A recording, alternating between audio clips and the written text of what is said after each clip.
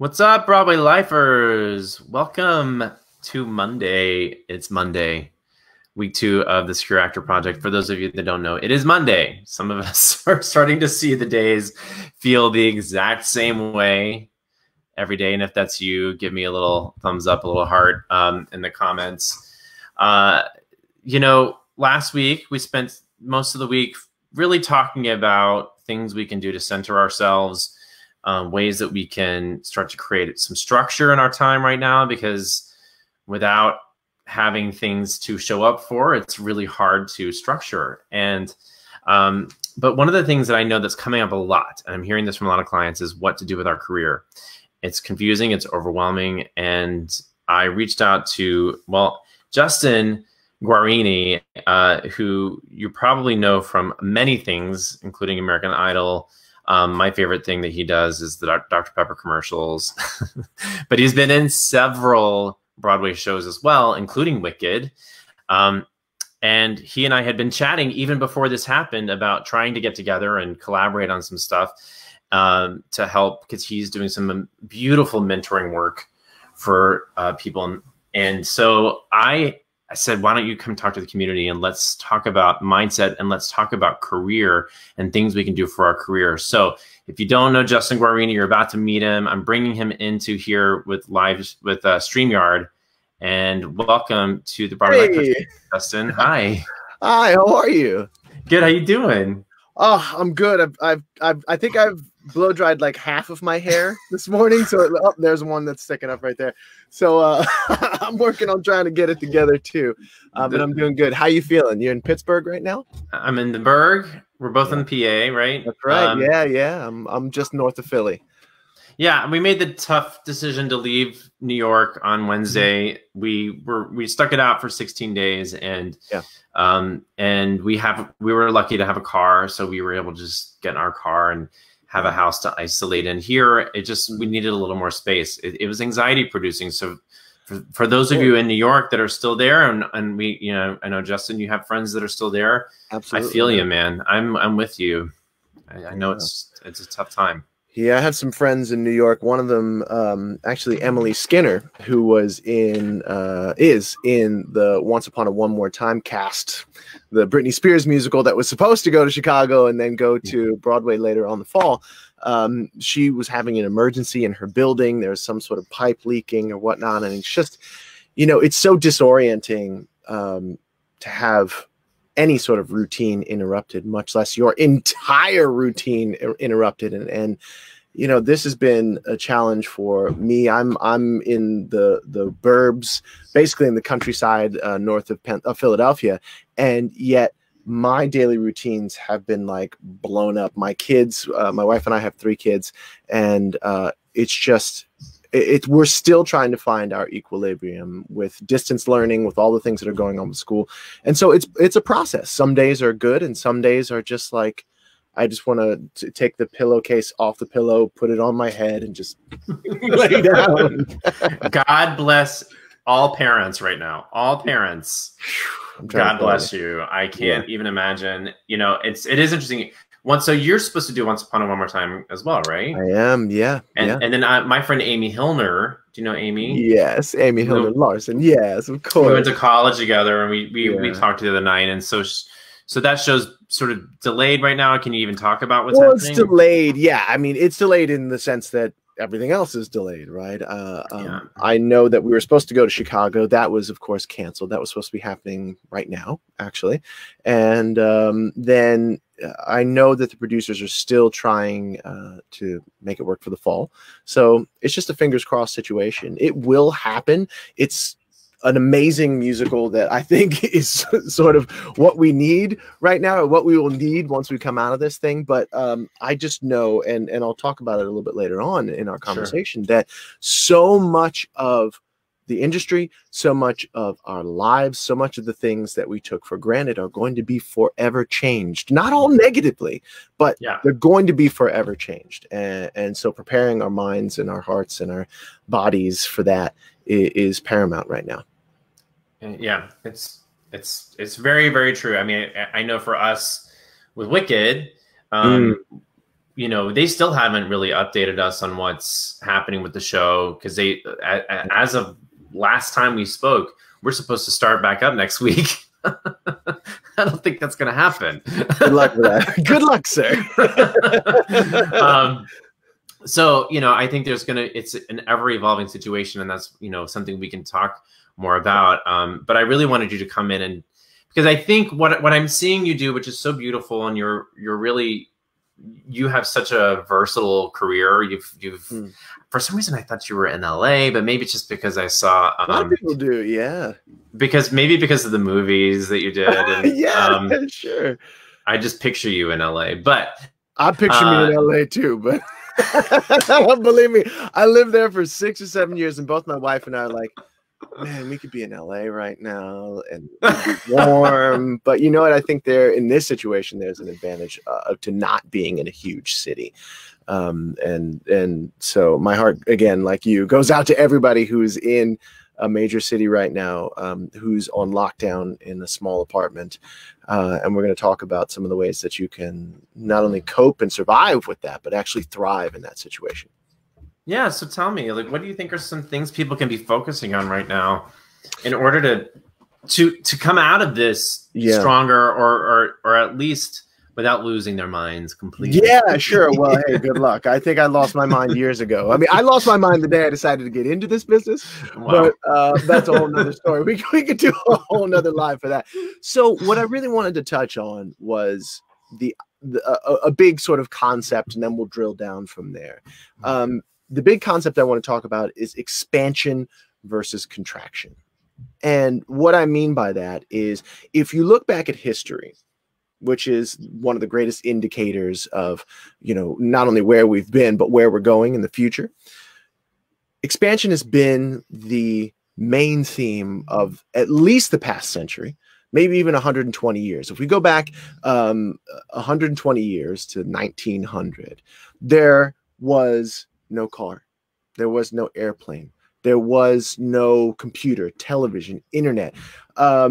Society was completely different. I mean, if you said the word damn in a theater, people would literally faint. Women would literally faint in the aisles, right? And so think about the massive expansion that has happened in the past 120 years or so, right? Like I said, the car, the telephone, vaccines for deadly diseases, computer, television, internet, social upheaval and social change that has led to people of different colors, different ethnicities, different sexual orientations, gender identities, not even wanting to have a gender identity, faiths, all of that being on way more of an equal playing field. Certainly not perfect, as we know, but way more of an equal playing field than at any other point in history, certainly in American history. Art, modes of self-expression were all expanding. The ability to, you know, what used to take 3 months, you know, with the Nina, the Pinta, and the Santa Maria to get from England to America, what used to take 3 months then started eventually taking 3 hours with the Concorde jet, right? So massive amounts of expansion. We are living longer than we ever have at any other point in history, unless you go back to biblical times, if that's your thing, right? And we can connect with anyone, anywhere in the world, anytime we choose to. Expansion, for over 100 years. And then within the past 2 weeks, we've seen all of that expansion, or I would say 90% of that expansion, come to not only a grinding halt, but then begin to contract. And so now here we are with our 4 walls around us of our house. Our movement has been restricted. How we interact with other people has been restricted. And just how we interact with ourselves, like don't touch your face, all of that has been completely changed. A huge contraction. It feels like we've been cut off from the world as we know it. And whether it's you, Brett, or me, or somebody out there watching, we are all worried about money. We're all worried about safety. We're all worried about our survival. If I go back to money, there are people I know who have more money than God, who are more upset and more nervous, who have watched all of the things that they built in a financial sense either come crashing down or turn from, you know, dollars to pennies on the dollar, right? Yeah. And so we miss our family, we miss our friends, we miss our loved ones. We have all at some point said to ourselves a thought like, so what happens now? And so the reason why I started with the concept of expansion versus contraction is because I want to give you and the people watching, and myself for that matter, a framework to work within. Now, what do I mean by a framework?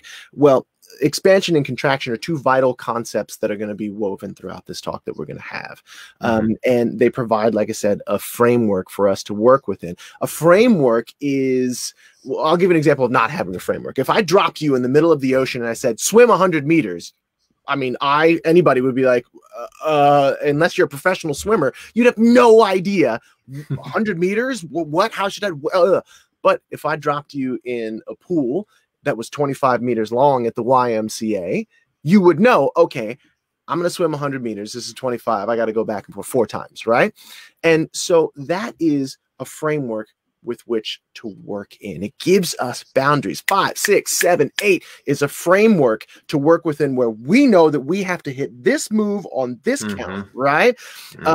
It's no different than the first measure of a song to the last measure of a song, the beginning of the paragraph of a monologue to the end of the paragraph. Those are all frameworks. We work within frameworks all the time. Yet with this pandemic, so many of the frameworks that we're used to, whether that's getting up, having a cup of coffee, getting in the car, or getting onto the subway if you live in Manhattan, listening to my podcast or listening to whatever my thing is, my routine, that framework that I've worked within that gives me a sense of bearing, boom, all out the window, mostly 90%, right? Out the window. And so within our conversation, I want to operate in this expansion versus contraction framework because it's so important. We, especially in America, are just kind of used to doing what we want when we want, right? You know, the fact that a governor or any politician of any sort would tell us that we can't leave our house is just like, for Americans, especially. Maybe not in other parts of the world because they're used to different systems of government, but especially for us, it's like, wait, what? I can't go out? And if I do go out, it can only be for X, Y, and Z? What? You know? And so when we talk about that expansion and contraction, we are in this place of contraction, massive contraction, yet there is an opportunity for a massive expansion inside of the contraction that we're living in. And so I want to just talk about a few things that we can do to really help us expand inside of this great contraction. And I love the what the heck do I do with my career now? That is such a great place to start with. And by the way, jump in anytime, Brett. I know I'm just going. But I love that framework. And so one of the major concepts that I want to get across here to the people watching is this. COVID-19 is one of the biggest opportunities you will ever have, maybe in your lifetime, certainly in your career. Now, you may be saying, what? It's a huge opportunity. No, I don't have work anymore. I can't even go to, if I'm in Manhattan, I can't go to Ripley Greer and work some stuff out, right? You know, I can't. What people are asking me to self-tape and submit all this stuff, and I don't even know if it matters because what are we going to be doing? All of that, right? But so how is this an opportunity? And so to help you reframe it, look at it this way. All of the routines that we have, all of the noise, all of the places that we have to go, all of those things have mostly been cut off. And that gives us an opportunity to go back to a place that we haven't been in, I mean, over 100 years as a society. Certainly not in our lifetimes, most of the lifetimes of the people watching this. And what I love to relate this to is one of my favorite games that I would play in junior high, and that's Oregon Trail. Do you remember the game Oregon Trail? Of course. Right, of course. Yeah, right. Especially for our generation, that's like what we know. And I think I got a story from a friend of mine who is a wonderful actress named Elizabeth Ho. And in a story that she shared with me, she said, I think my generation, which is our generation, takes this a little bit more seriously because we played Oregon Trail and we know what it's like to have dysentery. Right? Remember that? I can't tell you how many times I had dysentery on the Oregon Trail. And so, you know, when you think of all of those people who were moving out west, who were on the Oregon Trail, who had no cell phone, TV, radio, no iPod or any sort of things like that we have to distract. All they had were each other, the sounds of nature, the routines that they had to accomplish in order to survive, taking care of the animals, making sure they ate, making sure they hunted, making sure they had firewood, so on and so forth. And they had their stories. They would sit around the campfire and they would share stories and they would talk to one another. And the point of what I'm saying is this pandemic is an opportunity to reconnect, or if you are someone who is very connected to themselves, like many people in our profession are, it's an opportunity to deepen that connection with ourselves, with the people that we love, like never before in our lifetimes, right? And it's an opportunity then to expand our being, our connection inside of the contraction. Okay. Yes, so I just want to say, I just want to add something to this idea of expansion and contraction, because I think it's really beautiful. And what you're saying is that, and what I'm hearing at least, and something I think would be beneficial for anyone who's watching, is that when you're expanding and contraction, nature does that naturally. Like that's just what nature does. And that's how it balances itself, right? We have storms and then we have beautiful days, and like, that's just how it balances itself. But when it comes to expansion and contraction in your career, nature doesn't think in the short term. Nature works in a long term. You're talking about 100 years, right? Yes. So you have to be in this for the long haul. You can't just be thinking, how do I get that next thing? You got to be thinking, okay, I'm going to get through this, and I'm going to and I'm going to keep moving, because the expansion and contraction happens over a long period of time. And so you can't, when you're thinking about your career, you have to think long term. And I just want to throw that out there, because I think it's really beautiful what you're saying. Like they didn't settle the West in a month, right? The Oregon Trail didn't just that took a long time, and it might still need settling. It's an ever evolving process. So I think that's a really beautiful. And that's a great, great addition. And again, if we look at your example of nature, when we look at a tree in the springtime, leaves, everything's going great. Pollination happens, spreading, expansion. But then we have winter where it looks like the tree is dead. There are no leaves on it. There's nothing growing. Yet there is an internalization of energy. There is not, you could say it's dormant, but it's not really dormant. There are things happening inside it, processes happening. There's actual growth that's happening during that time. And so we are in the winter, in essence, right? And to use your example, we are in that winter, and instead of shrinking, instead of just deciding to just give up, and like you said, thinking in the short term, it's a beautiful point that you've made, that yes, long-term thinking. The people who are successful in this business think long-term. The people who are not only just successful in the long term, but in the short term, but in the long term, think long-term. And now we're all being forced to think long-term, but at the same time, we're all being forced to be in the moment. The moment, right? Yep. Which is foreign for some people. I mean, and in some regard is foreign for everybody in some facet of their life, right?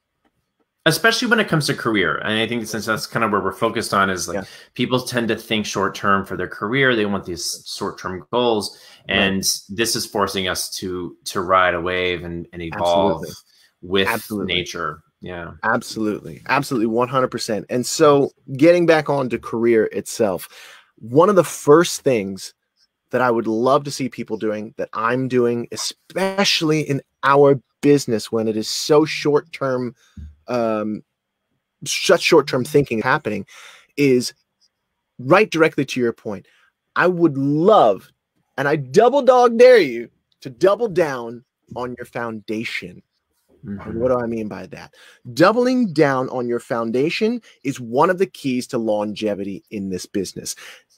And the ability to consistently execute the fundamentals is what is going to help you get through this, and really is going to help you come out of this in a way where you might be stronger, you might be more skilled, more talented than you were when you went in.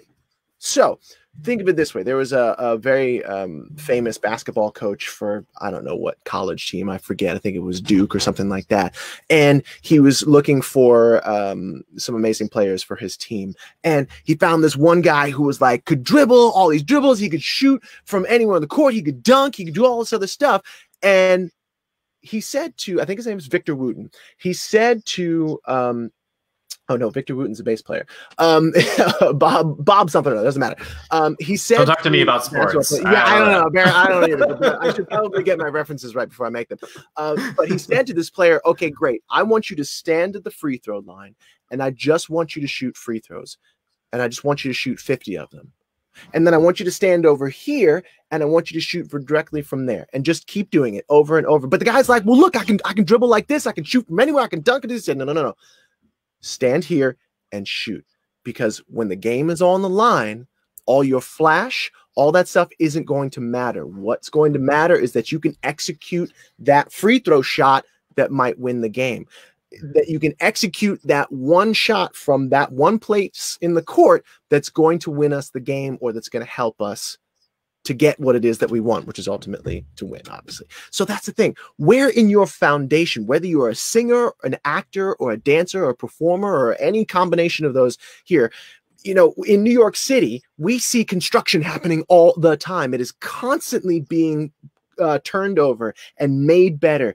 And so we have to look at ourselves the same way in terms of our foundation, in terms of our skills, whether it's in dance, our flexibility, or certain technical aspects that we have in singing. Is it your range? Is it your ability to longevity, right? All of those things. Look at your foundation as though you're a building and you're coming in and you're refurbishing, right? You got to check the foundation to make sure that whatever it is that you're going to build on top of that foundation is going to be supported by the what is driven down into the earth, what is holding you and securing you, and that is, of course, technique. Right? So where are the cracks in your foundation? Where are those places where you've been like, oh, I would love to be able to take a class and do this? I know for me, I struggle to pick up counts quickly. So what I'm doing and what I'm going to do is I'm going to go just look at some dance classes, or look at some free YouTube videos where they're like, hey, here's the latest TikTok dance, right? You can do it and also create content at the same time, right? It doesn't have to be in a vacuum. So I can look at the latest TikTok dances and I can say, okay, I'm going to have this person teach me this thing, and it's just getting me attuned to picking up counts, right? Yeah. And so that's what you can do. And it's so much of it is free. There are so many wonderful things, obviously, that you do, Brett. Here, there are wonderful teachers out there where you can, whether you're a dancer, singer, actor, juggler, where you can work on your foundation for free. Yeah. So, and the one thing I will add to that in foundation too is for a lot of people who were maybe thinking, oh, I'm finally going to start working on my on-camera career, even though I've had all this Broadway experience, that maybe actually right now is the time to go back to the thing that you do really, really well, and make it even better, make it even stronger than it was, and focus on the thing that you know you do really, really well. Because that when this comes back online, people are going to be coming for you for the thing that they know you do well, because that's what people are going to want. They're going to want security. They're going to want to know, like, I know who that is. I know what they do. And you want to be like, when this is back online, the person that they come to and go, hey, I remember you did that thing at that audition, and you want to still be able to do that thing. Absolutely. And I will tag on to that. If you are looking to become one of those people that someone comes to and says, hey, you know what? I really like what it is that you do. Come on in, or send a tape in, or whatever. Then same thing. It's like, whether you are already that person, you're on somebody's list, or you're on somebody's radar casting, whether that's in Manhattan or anywhere in your local market, great. Double down on your foundation. That's a brilliant, brilliant point, Brett, because you're going to be that much better than your competition, who's been sitting around and eating chips and doing nothing but watching Netflix. Now, look, caveat, There's nothing wrong with eating chips and watching Netflix. All right, do your thing. But if you want to have the success that you deserve in this career, that you desire in this career, then putting in that work, that foundational work, like you said, and doubling down on what you're really good at and becoming outstanding at it and mastering it is what's going to separate you from everyone else. 99.9% of the people that are competitive with you in your market. Right? It's brilliant. Yeah. Okay. The second point that I want to make, and I have 4. So we talked about foundational work. The next thing that you can do is inner work. Now you wait, what do I do with my career and all these other things? How am I going to make money? Okay, great. That certainly is one thing. But let's go back to the foundation of all of that. Inner work is so important. Have you ever heard the phrase, if you do not go within, you go without? Right? That's the thing. I think that was on like The Secret. You remember that DVD? Yeah, of course. Right? And if you do not go right, we all do. Like the DVD. Right, the DVD, right, back in the day, right? That You was just showed your age, honey. DVD, right? I did. That's okay. Hey, I'm owning it. So, right, like so, if you don't go within, you go without. And look, inner work is so vital for many of you who are watching this right now. I don't need to tell you that. You may have a meditation routine, you may do yoga, you may do inner work, but whether you do or you don't, now is the time to double down on your inner work process, because with our quarantine, we have so many of the distractions in our life cut off or shut down, right? Mm-hmm.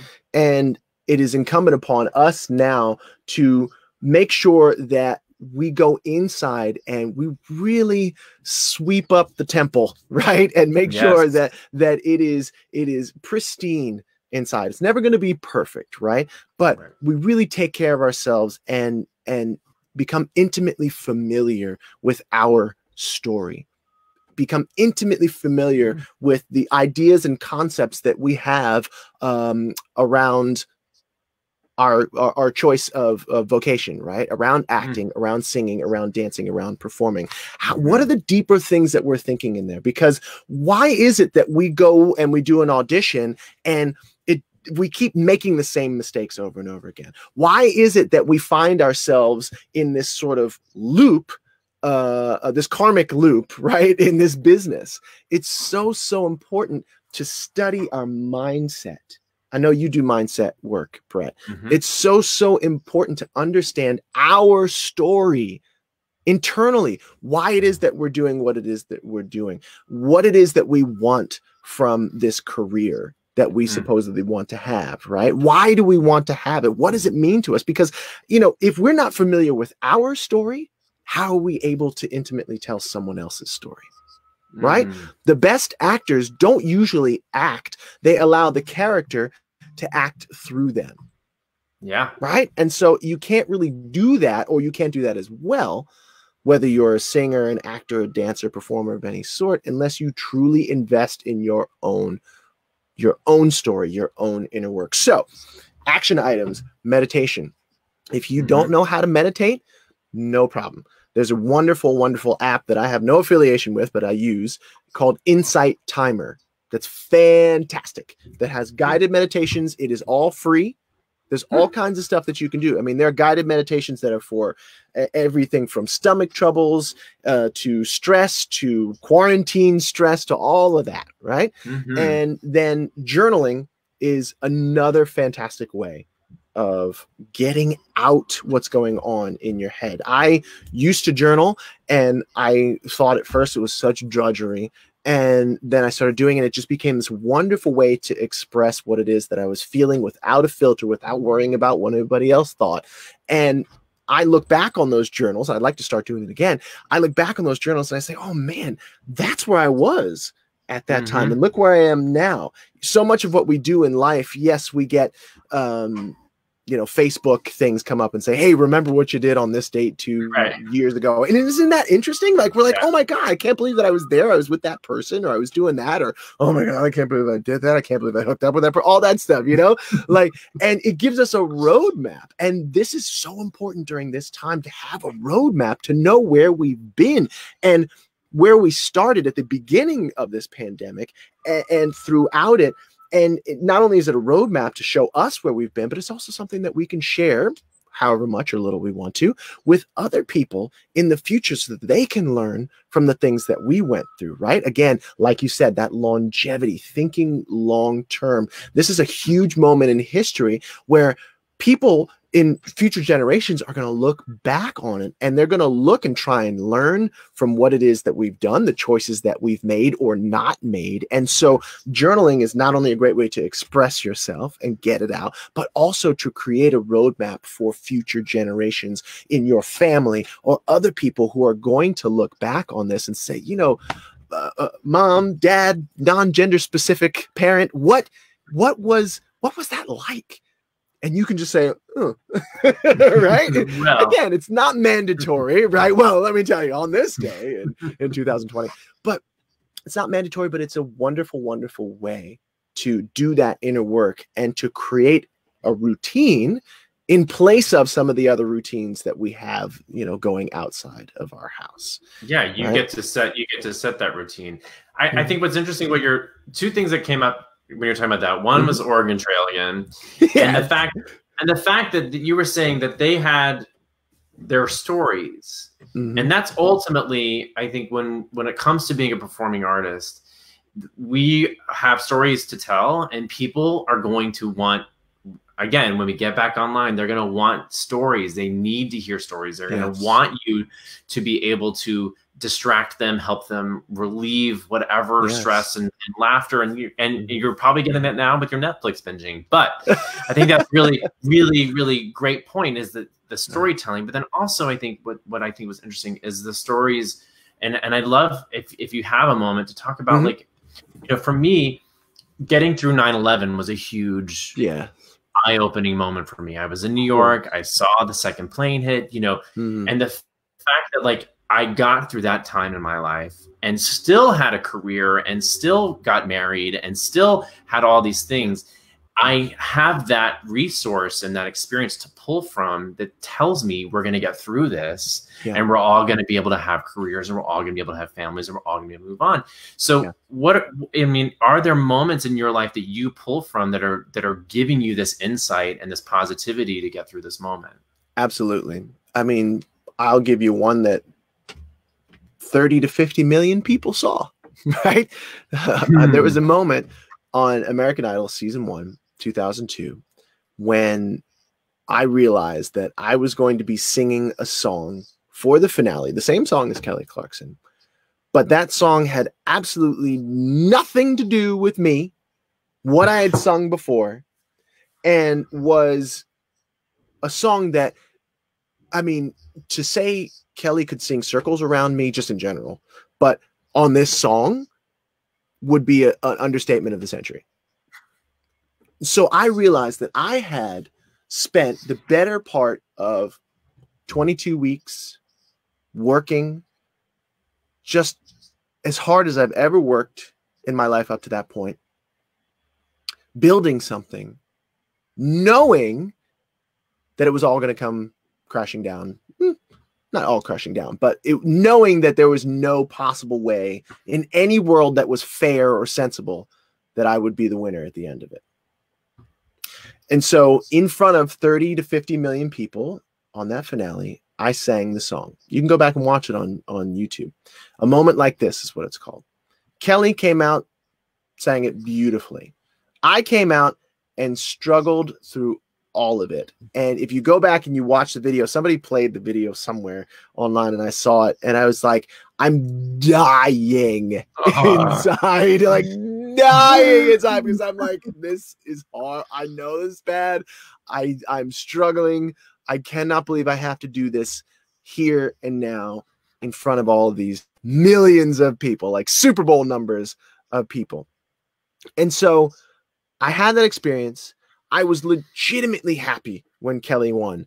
And at the very end of that night, when all the, confetti was still on the stage, there was no body in the audience at what's called the Dolby Center now. It was the Kodak Center back then. This huge thing where they had the Oscars and all that.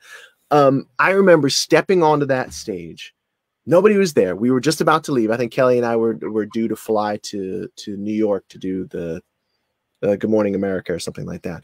I remember stepping on the stage and stamping my foot down and saying, I will be back here, and I'll be back here as a winner. And I've since gone back there, not won anything yet, but it's just one of those things where, like, you know what? I look at my career and I look at the ups and the downs. I, from that moment, have been on a complete roller coaster and seen renaissance after renaissance in my career. And I can attribute it to a couple of things. One, staying in the game. 100% of the people who are successful in this business never give up. And what I mean never give up is not, I'm going to have the lead in a Broadway musical and I'm not going to stop until I get it. Great, good for you. But there may come a point where you're just, that's not sustainable. Yet you don't have to give up. You can say, I might not be the lead, but you know what? I might not be on stage at all. But there's stage management, there's direction, there is choreography, there is music writing, there is going to work for a production house. There's a million and one things that, it's like, I love to say, like, 2% of the people in this business you see on the stage, and the other 98% are literally holding up that 2%. Without the other 90%, that 2% could not exist, could not do our jobs, right? And no more apparent is that in Wicked, right? And the Wicked is the most sort of like, I'm going to die if somebody doesn't take care of me, and this set piece is moving and the bridge is coming down and all this, right? I've got 60,000 costume changes, especially if you're an ensemble. And so it's like, there are so many, getting back to my point, there are so many opportunities for you. So certainly staying in the game has helped me, and being kind, right? Being kind is so important. And it's not like, oh, be kind to the people on the way up because you meet them on the way back down. I think that's a really shitty attitude to have. Excuse my French, right? Just be kind because that's the right thing to do. And it's right. Like, you know what I mean? Like, and doing good work, which gets us back to what we were talking about. It's like, okay, we double down on our inner work. We double down on our foundation. Right? So important. So that's the story that I pull from. And I know I'm blathering on and on. No. I think it's wonderful to hear, because I think it also shows your commitment to, like we were saying, the long term. So so we've talked about foundation, we've talked about inner work, and then what else do you think is really important? Something that my dad told me a long time ago when I said to him, I want to be an artist, is he's like, great, you can be an artist. That's fine. But study the business of being an artist. And I didn't get that until about a couple of years ago when I started my own business. And I realized, oh my God, I don't know anything when it comes to business. Like, I don't know business. Like, what? I just know that I am supposed to show up, being prepared, and making sure that my voice is warm, my body's warm, and that I've taken care of my talent, and I'm just going to do my thing, right? One of the keys to longevity, whether you're an actor or a dancer or a singer or a performer of any kind, especially because we are artists, especially because we are right-brained, or maybe left-brained, sorry, studying the business of acting, studying the business of dance, studying the business of performing in general is a key concept, because that will set you apart from so many other people. I don't care if you're a professional waiter, like most of us have been at one point or another, but studying the business of acting, studying the business of performance is so important, because it gives you just that extra edge over everybody else. Expanding your knowledge on the inner workings of your craft from a business perspective, even though it's not the most exciting thing, a part of the arts, believe me, it bores the hell out of me sometimes. But you'll be so much further ahead of your competition when you work on your foundation, when you go deep with yourself, and then you study the game of one of the biggest challenges that we have: money, finances, right? I still struggle with it. I've asked for help. I've looked to people outside of myself who just get numbers. I don't. It's not my thing, right? When it comes to running businesses and profit and loss, Jim is like, I'm out, right? Like, I'm done. I'm done after the first bullet point. But I know that I've reached out to people and they have helped me. I know that we have the Actors Fund, which I'm pretty sure has financial services available that we can call, right? You know, you are not alone in this game. Whether it comes to needing money or needing food, we have an unbelievable resource in the Actors Fund, right? In our unions. If you're not a union member, totally cool. There are other resources where you can figure out, what do I do with my money? How do I make more money? I want to talk about that really quickly. You know, there are groups of people in this situation who are just completely screwed, who are kind of just waiting to or sitting on some sort of security in terms of financially, we'll say, and just watching their money kind of go, oh, okay, and then thinking, whoa, what do I do? And then there are people and businesses and things that are thriving in this economy, in this pandemic. And so what you have the opportunity to do, if you're someone who's completely screwed, or if you're somebody who is like just kind of watching it all go out the window and being like, what do I do? Look to the businesses and people who are thriving and see if in some way or another that you can connect with them, right? There are all kinds of ways to do it. But one of my favorite ways is become an affiliate for a product or a service that's doing really well. Now, you're going to have competition because a lot of people are going to be doing this. But again, look, are we used to competition, or are we used to competition? We're used to competition, right? We know how to go about competition. So fine. But becoming an affiliate for a product or a service and then putting that message out and getting a little bit of a commission on that is a wonderful way to make some money in this economy. Selling things around your house, like I'm in my I don't know if you can see that. Can you see that? No, I can't see it. I can't see. Oh, sorry. This is a jacket. Here, I'm sitting in. I'll full screen Yeah, you. that's fine. That's fine. Yeah, like you can't really see much of it, but you know, all the stuff that you have in your house, right? All this crap that you don't need. There's a way to sell that stuff that somebody is going to want that, right? And it gets it out of your way too for that. And there's a wonderful site called Fiverr, Fiverr.com, where you can take some of the skills that you have that you don't necessarily maybe use for your actual career in the arts, and you can promote that there. Are you a good proofreader? Do you know anything about PowerPoint? Do you know anything about putting together sort of presentations or graphic design, right? I mean, there are things use your art and use your creativity to actually make you money, right? Do you want to just do are you like big into tarot cards? There's like people who will do tarot card readings on Fiverr.com for like $5-6. But you know what? It's like, if you put that out there, it's just a way to either stop the hemorrhaging or at least to stuff it up a little bit, right? Yeah. Great. Those are great. So this is all part of studying the business of what it is that we do, right? And another way that you can really get into the business, and I'm almost done this point, is by reading the trades. But you got to read past the headlines. We all know what the blaring big font headlines are, but read down into seeing what theaters are doing. Read down into the regional stuff and see how people are innovating. How are they adjusting? And even in some cases, like I said, how are they thriving in this great contraction? You don't need to reinvent the wheel. There are things out there, people out there who are thriving, and we can not copy them necessarily, but role model what it is that they are doing. Maybe on a national level, you can role model what they're doing, but on a local level. Yeah, right? that's and beautiful. so there's a bunch of ways that we can figure out what it is that we can do in order to study more of the business and to, again, put a new stake in the ground in our foundation. There are wonderful things that you do, Brett, and courses that you either have or will have that people should invest in.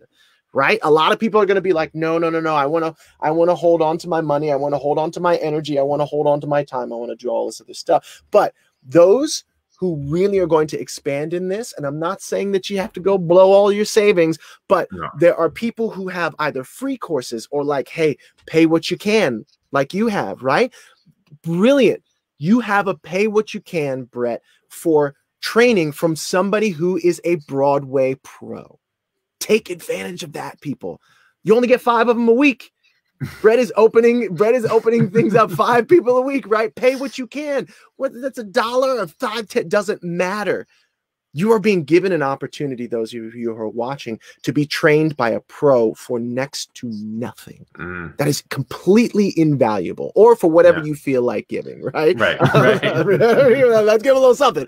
But you know what I'm saying? Like, those are things, people who make that investment, however big or small that investment is financially, will get a return that is 10, 20, 30 times what you invest. Yes, and can I just want to throw something that came up as you were talking that I think is so great, and what you're touching on, and the opportunity right now that you have is to, you know, when you're talking about understanding the business, is that so many arts organizations are hurting right now.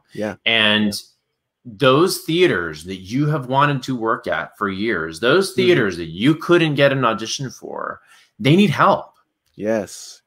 And you have an opportunity to support them and help them in a time of need and be of service to them, and not just say, like, why haven't they cast me? But be like, whoa, Goodspeed needs, you know, needs funding. Maybe I can share their post. Maybe I can help make a fundraiser for them. Maybe I can do something for those people at a time where they need something, and I can be of service. And that coming from a place of service is going to go so much further than this pandemic.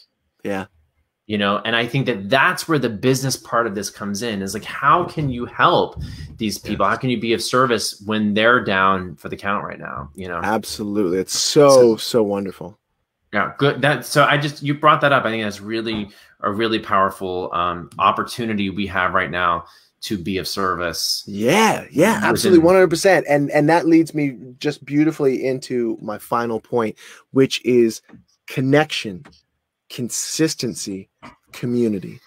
Like you said, you know, I've had this mindset, and I have it in some areas of my career, where I'm just like, what can I get? What can I get? What can I do in order to get? And I think this whole pandemic is bringing us into a place where, oh my goodness, it's not about, I can either think, what can I get? What can I get? But so many people are thinking, okay, well, how can I help? Right? There are things that we get naturally by helping other people. And there are opportunities that open up to us, just like you just beautifully said, where we help, and we help for the sake of helping. We help for the sake of connecting with people who need us, or organizations that need us, organizations that are supporting something that we've done or want to do in the past, but now need us to support them. And it's just amazing what you can get from giving. And in terms of connection, you said it. We can not only connect with ourselves, with the inner work, with a better understanding of the business itself, but we can connect to and make investments in our future by just connecting with one another here, sharing our stories, reaching out to an organization that we want to be a part of in some way, shape, or form. Amazing. Connection, consistency being the second point. Consistency is something that we very easily, I walked around in a fog the first week of this, and partially in the second week of it. And then I just said, okay, no, I've got to create some sort of consistent routine that gets me back on track.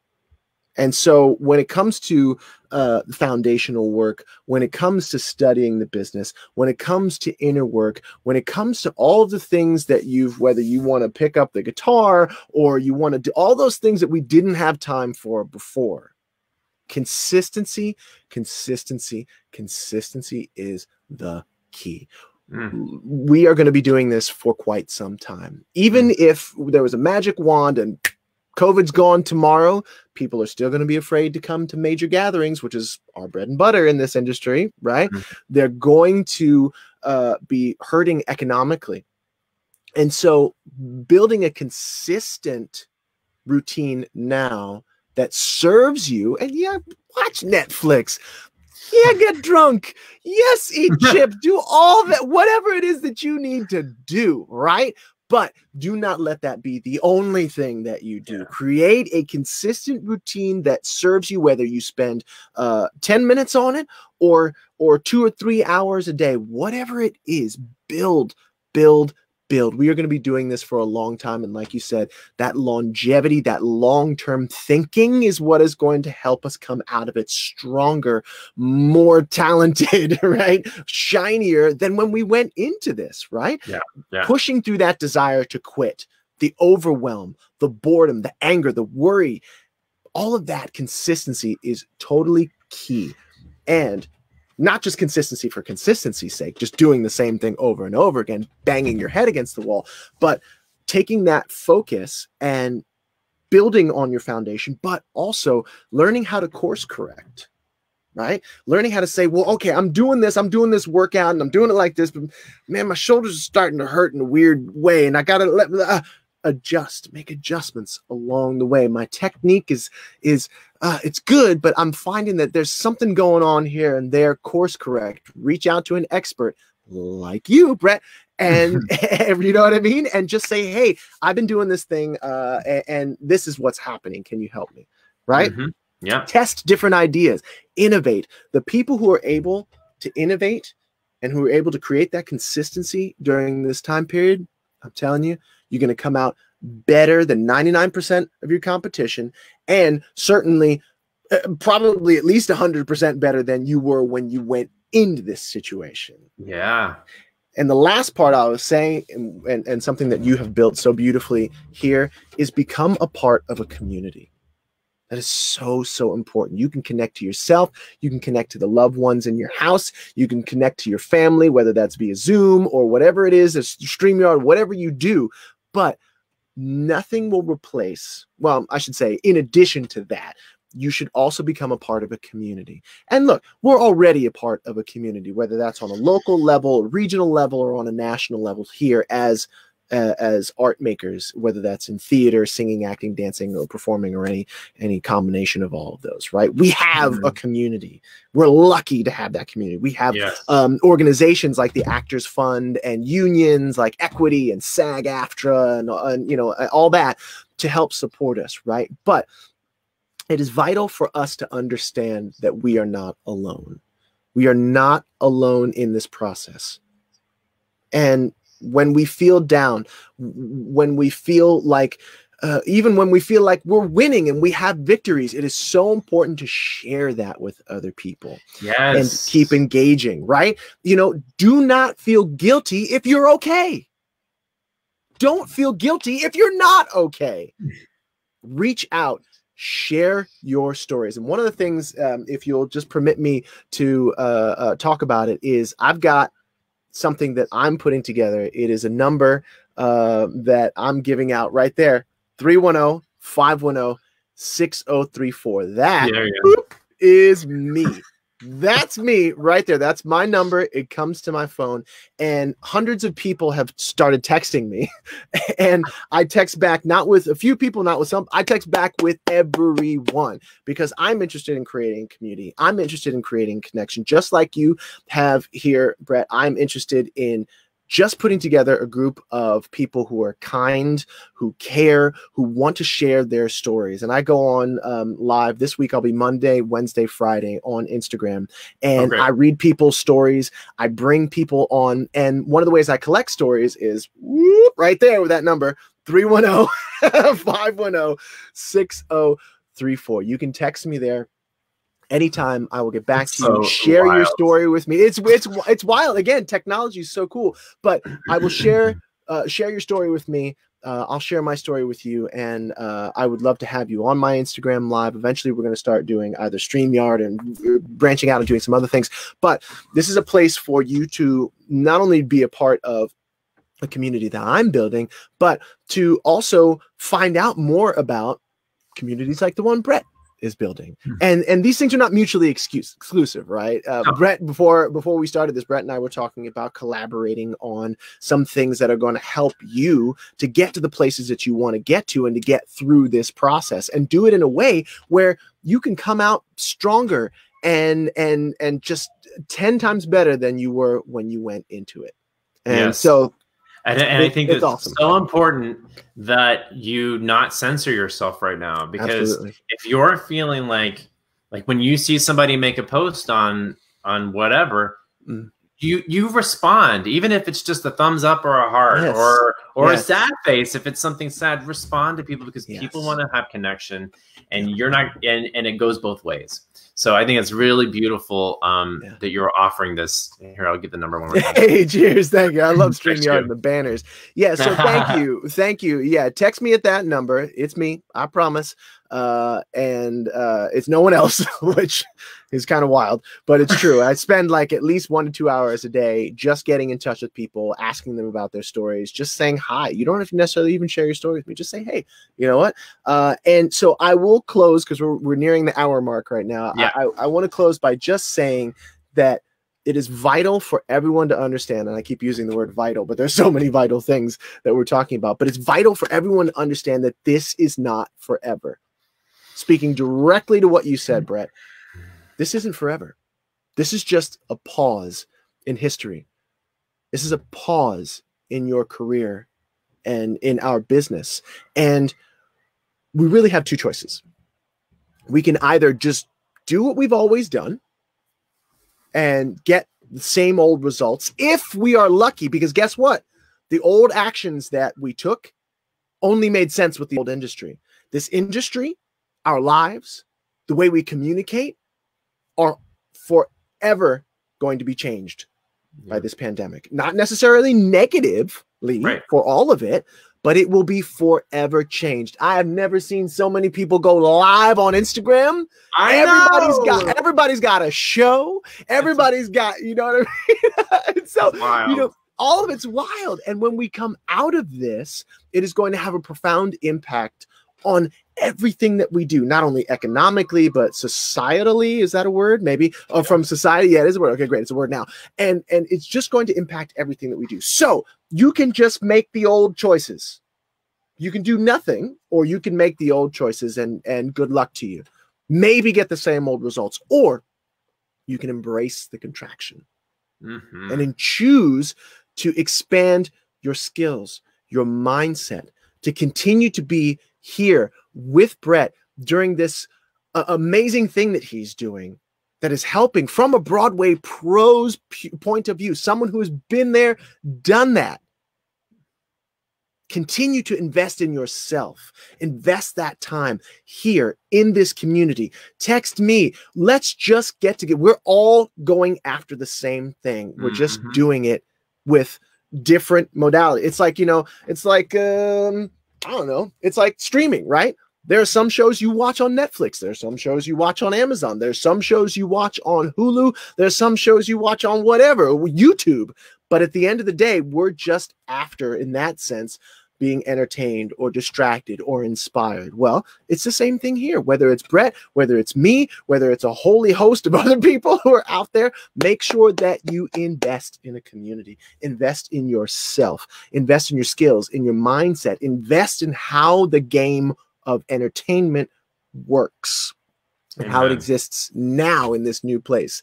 And make those adjustments. Put in the work. Play. Expand inside the contraction. Because if you make the choice to expand while so many people are contracting and just kind of running around like the proverbial headless chicken, you will come out of this stronger. You will come out of this more focused. You will come out of this more healthier. You will come out of this sharper and more prepared than you were when this probably started. And that, look, I'm going to go, whoop, now I'm off my soapbox. Beautiful. Thank you, Justin. I feel like we have so much juicy stuff to take with us this week. Sure. And you guys here's his number if you want to text him. Thank you very much. I am so happy we finally connected. Yeah, me too. Yes, and me too. Lots more to come. I know it. Absolutely. Yes, I would love that. Thank you so very much for allowing me to be a part of your platform. Thank you, everyone, for watching, for your time, and for the investment that you make here. Brett is absolutely awesome, and he will not lead you astray. Please, please, please continue to be a part of this program. It is awesome. It is what we need. And I know that if you play all out, play full out here Full out. inside of this program, that you are really going to, like I said, be sharper, stronger, and better than you were probably when you came into it. So keep going. Thanks, Justin. Yeah, All pleasure. right. Yeah. Bye. Bye.